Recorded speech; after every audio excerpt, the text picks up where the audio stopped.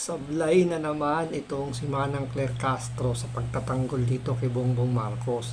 Kasi may isang vlogger ang inaresto ng NBI dahil gusto raw kikilan itong si Martin Romualdez ng mahigit 300 million na hindi raw siya magsasalita o mananahimik siya, hindi niya ilalabas yung expose patungkol dito sa flood control scandal na may kinalaman daw si Martin Romualdez.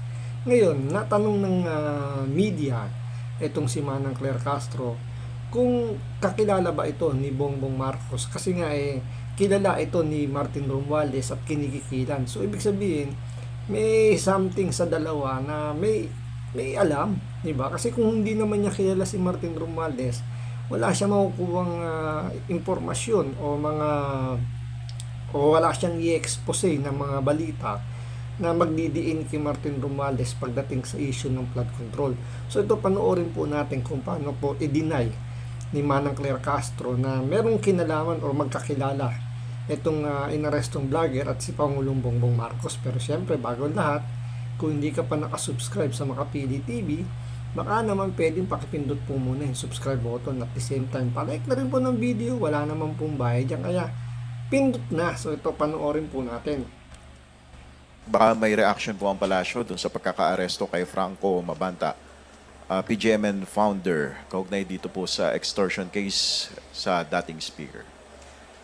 Ang nais naman po ng Pangulo sa lahat ng pagkakataon, managot ang dapat na managot. Kung mayroon po silang dapat na panagutan, kung mayroon po silang ginawang krimen, dapat lamang po nilang itong panagutan. Pero definitely, kailangan po ng due process sa lahat ng bagay. Follow up po, kilala po ba siya kilala po ba siya ng Pangulo dahil sinasabing may papel daw tong si Mabanta dun sa online political campaigns noon na sumusuporta kay Pangulong Marcos? Hindi po siya kaibigan ng Pangulo, pero siguro mas nanaisin ko po kung ito po ang inyong itatanong dahil ito po ay mismong pinost ni Franco Mabanta. Baka ito po ang itanong nyo kung ano po ang relasyon niya sa mga Duterte.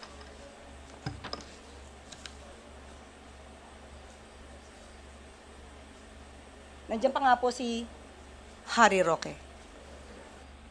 So ayan, naglabas po ng picture itong si Manang Claire Castro at sinasabi niya na hindi raw kaibigan ni Bongbong Marcos itong si Franco Mabanta. Ngayon, yung paglalabas ng picture na yan, medyo weird lang kasi nakaprepare kagad yung kanyang visual aid. So parang lumalabas talaga dito na yung mga media binibigyan na ng mga questionnaire para yun yung itatanong nila para ready na itong si Manang Claire Castro sa mga isasagot niya.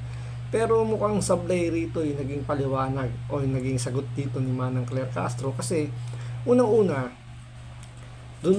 dito muna tayo sa mga picture na nilabas niya. Ito galawang galawang NPA, galawang Trillanes, galawang Madriaga, na kapag nakakuha sila ng picture na magkasama or kasama itong mga Duterte, talagang inuugnay kagad nila na mayroong personal relationship, kakilala to ng mga Duterte. So ibig sabihin, kapag itong si Bongbong Marcos biglang alam niyo na pagkatapos ng kanyang termino at madiin, may posibilidad na gamitin naman nila yung picture ni VP Inday na kasama si Bongbong Marcos, 'di ba? So kita niyo yung nakukuha niyo yung ibig sabihin. Kumbaga, lahat na lang ng mga picture na may kasama si VP Sara na madidiin sa mga gantong klaseng issue, palalabasin nila nakakilala. Ngayon, yung sinasabi naman dito ni Manang Claire Castro na hindi raw kaibigan ni Bongbong Marcos itong vlogger na si Franco. So, ang tanong muna kasi rito, sino ba itong si Franco Mabanta? Yan ang alamin po natin. So, ito panoorin po natin ngayon. Mga kapatid, sino nga ba si Franco Mabanta? Nakilala siya noong 2022 presidential elections bilang social media strategist ni Pangulong Bongbong Marcos. Pero hindi nga siya kaibigan ni Bongbong Marcos. Kasi dati pala siyang social media strategist ni Bongbong Marcos. So hindi sila magkaibigan. Ulitin natin kung talaga tama yung pagkakarinig natin.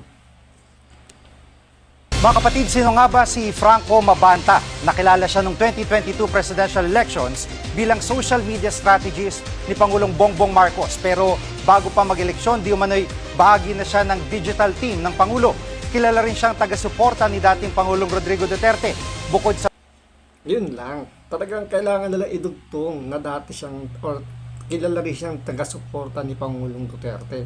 So, ang dali lang naman mag-label di ba? Ganyan ngayon yung ginagawa nila ngayon sa social media na kapag nadidiin na ngayon si Bongbong Marcos o si Martin Romualdez, pinakakalat kagad nila yung mga lalabas na witness na alam nyo yun, na titira dito sa mga Marcos tsaka kay Romualdez.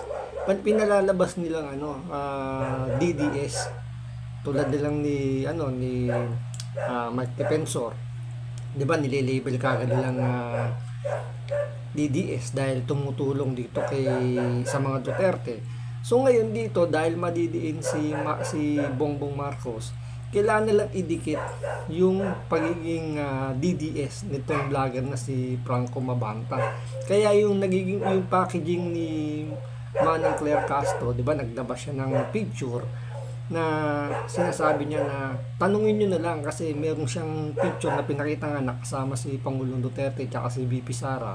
So parang pinalalabas nila na mas close itong si VP Sara dito o yung mga Duterte dito kay Franco Mabanta. So walang pinagkaiba to doon sa statement ni Madriaga na naglabas siya ng mga picture doon sa Zoom meeting na magkasama sila, 'di ba? Andiyan yung binati pa siya ng greetings, 'di ba?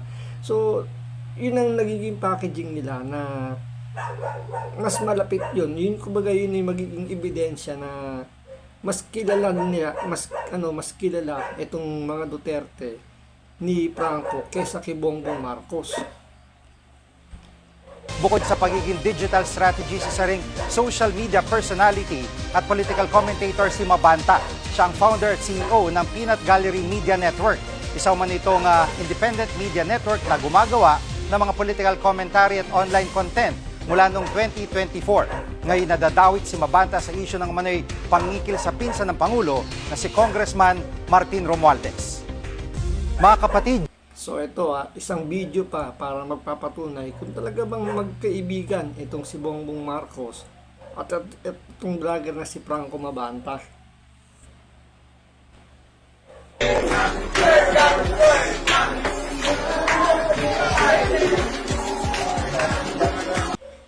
By the way, surprise birthday party para kay Franco Mabanta. At take note kung saan ginanap itong surprise birthday party. Ang balita natin sa bahay daw ito ni Bongbong Marcos. Kaya hindi sila magkaibigan. Tandaan natin na sinabi ni Manang Claire Castro, hindi sila magkaibigan. Pero yung birthday party na surprise party para dito kay Franco Mabanta, ginawa daw sa bahay ni Bongbong Marcos.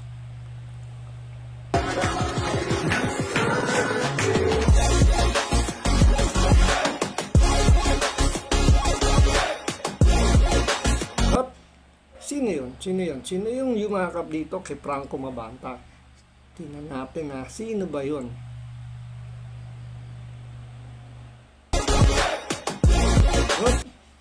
Parang kilala ko to Parang si First Lady Pero hindi sila magkakilala, hindi sila magkaibigan. Nagbeso-beso lang. So, hindi sila magkaibigan. So, tuloy pa natin kung sino pa yung yayakapin ni Franco Mabanta.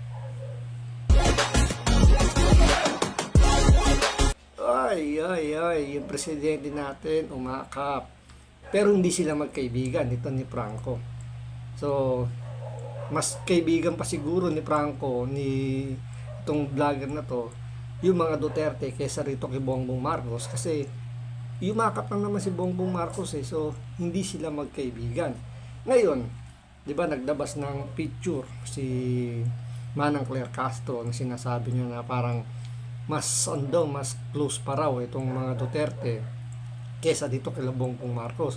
Ngayon dito sa mga picture na to, sino kaya rito yung masasabi natin ang turing ay kaibigan kesa sa kakilala lang itong si Franco Mabanta. So kayo na pong balang humusga kung sa palagay ninyo na hindi nga kaibigan ni Bongbong Marcos itong vlogger na to, at mas kaibigan pa ng mga Duterte itong vlogger na yan. So nasa inyo na po ang pagdesisyon kung ano ba talaga ang katotohanan. So hanggang dito lang po muna.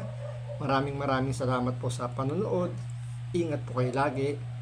God bless.